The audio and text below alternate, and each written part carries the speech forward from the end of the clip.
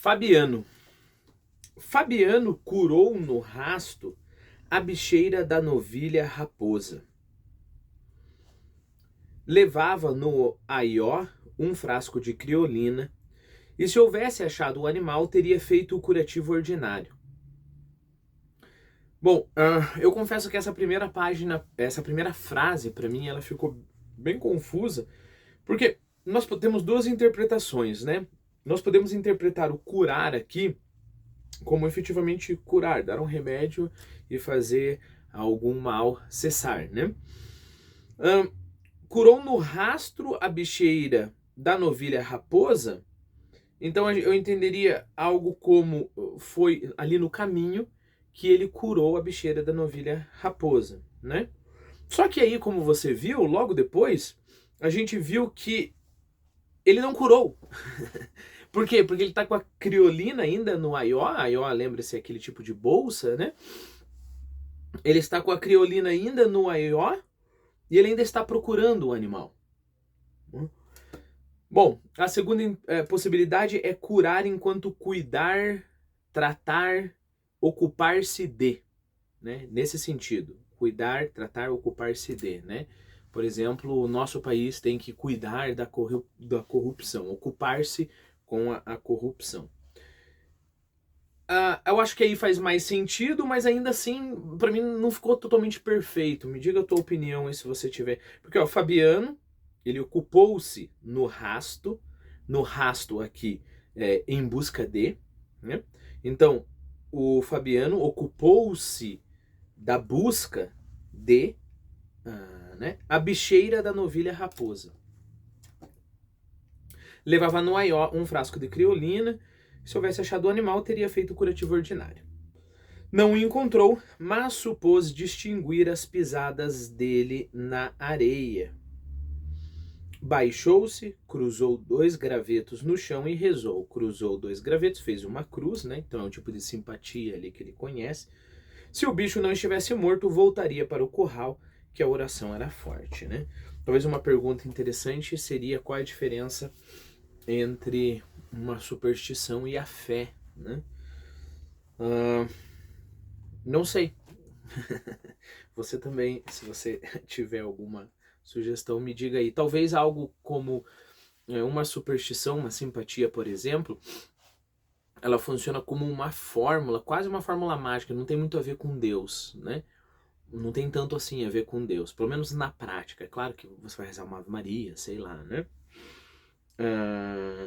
E a fé seria algo mais, bom, você reza para Deus, olha, Deus ajuda que essa novilha volte, e tem uma relação ali entre uma inteligência, né? Você espera que Deus fale com você. Talvez essa. Então eu estou imaginando, por exemplo, uma curandeira que sabe lá diversas rezas para, sei lá, a pessoa tá com lombriga, né? Você leva a criança lá. Ela sabe diversas rezas que funcionam como um encanto ali, que em si ele tem o poder, né? Sei lá, uma mesma mulher que, sei lá, uma beata, sei lá o que, você vai lá e ela vai tentar pedir para Deus que te ajude, né? Talvez essa seja a diferença. Se o bicho não estivesse morto, voltaria para o curral, que a oração era forte. Cumprida a obrigação, Fabiano levantou-se com a consciência tranquila e marchou para casa, porque ele fez tudo o que ele poderia fazer, tanto no âmbito mundano quanto no âmbito espiritual, né? Chegou-se à beira do rio. Chegou-se à beira do rio. A areia fofa cansava-o, mas ali, na lama seca, as alpercatas dele, que é esse tipo de sandália, né? Faziam chape-chape. Os badalos dos chocalhos que lhe pesavam no ombro, pendurados em correias, batiam surdos. A cabeça inclinada, o espinhaço curvo, agitava os braços para a direita e para a esquerda. Esses movimentos eram inúteis, mas o vaqueiro, o pai do vaqueiro, o avô e outros antepassados mais antigos haviam se acostumado a percorrer veredas, afastando o mato com as mãos. Vamos voltar nessa parte. Olha que imagem interessante, né? Olha como esses movimentos, a cabeça inclinada, tudo bem? O espinhaço curvo, agitava os braços para a direita e para a esquerda. E o narrador está dando a explicação aqui que esse é como se estivesse no DNA dele, né? Está impregnado o DNA dele. Só que você imagina o cara andando assim, no meio de um deserto, né? Não tem nada. Mas aparentemente, para os antepassados dele isso fazia sentido porque eles afastavam o mato, né? Talvez você não precise entender isso como DNA. Você pode entender que o pai já teve pouco contato com o mato, mas viu do avô, que já teve mais contato com o mato, e do bisavô, e assim por diante, né? Esses movimentos eram inúteis, mas o vaqueiro, o pai do vaqueiro, o avô e outros antepassados mais antigos haviam se acostumado a percorrer veredas, afastando o mato com as mãos. E os filhos já começavam a reproduzir o gesto hereditário. Chape-chape. Os 3 pares de alpercatas batiam na lama rachada, seca e branca por cima, preta e mole por baixo. A lama da beira do rio, calcada pelas alpercatas, balançava. Bom, aqui eu coloquei uma notinha, né? Passagem do devaneio de antes para a realidade de agora, né? Ou é isso que está acontecendo aqui? Na verdade, não, né? Na verdade, nós temos agora um novo tempo, né? E aí o narrador, perceba, não fala pra gente, né? Aparentemente ele já encontrou emprego ou ele conseguiu uma fazenda.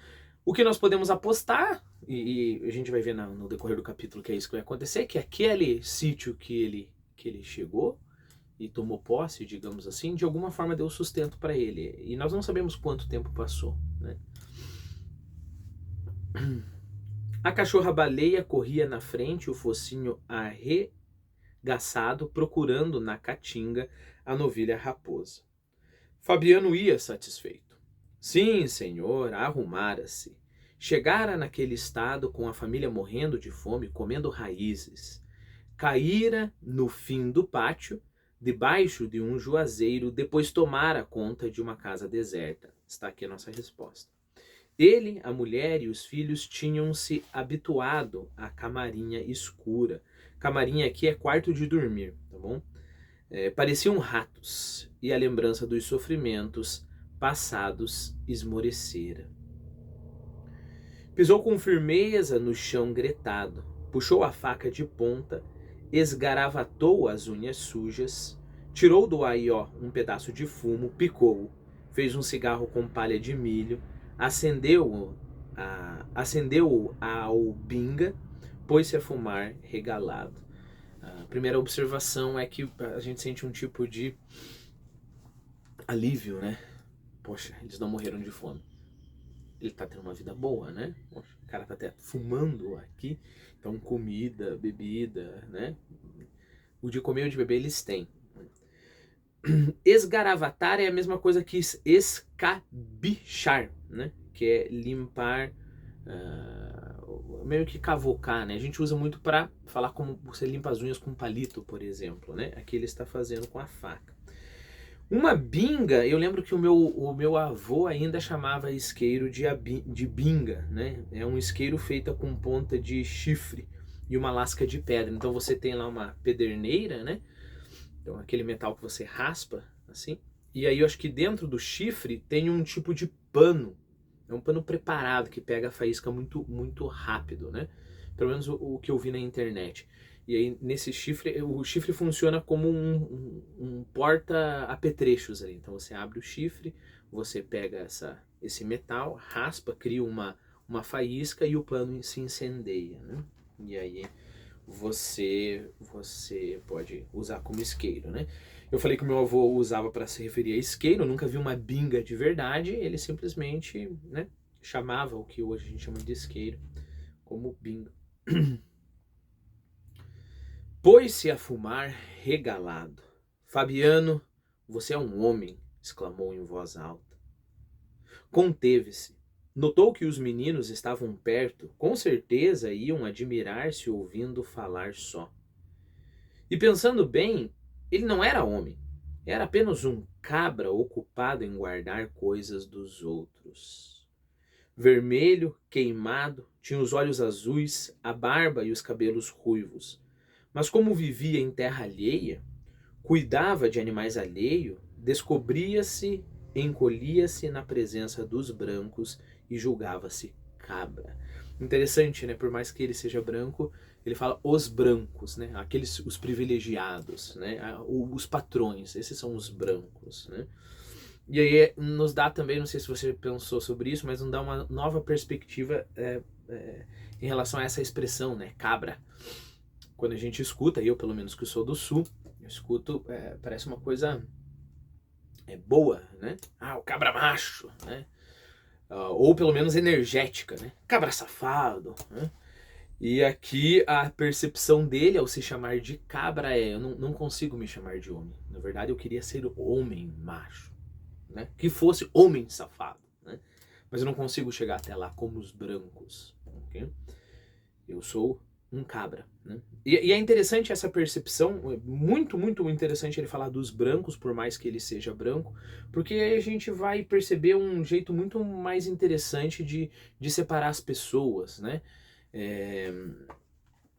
Se fala muito dos negros da favela, né? Mas ora, e os brancos que sofrem na favela, né?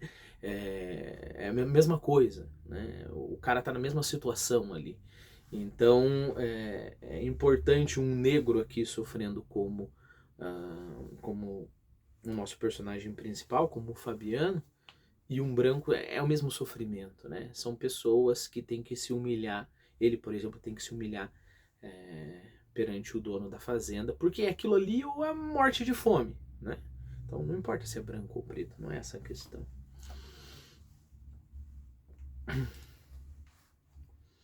Vermelho, queimado, tinha os olhos azuis, a barba e os cabelos ruivos. Mas como vivia em terra alheia, cuidava de animais alheios, descobria-se, encolhia-se na presença dos brancos e julgava-se cabra. Olhou em torno com receio de que, fora os meninos, alguém tivesse percebido a frase imprudente. Agora nós entendemos aquilo que foi falado antes, né? 3 pares de alpercatas andando no leito gretado do rio, né?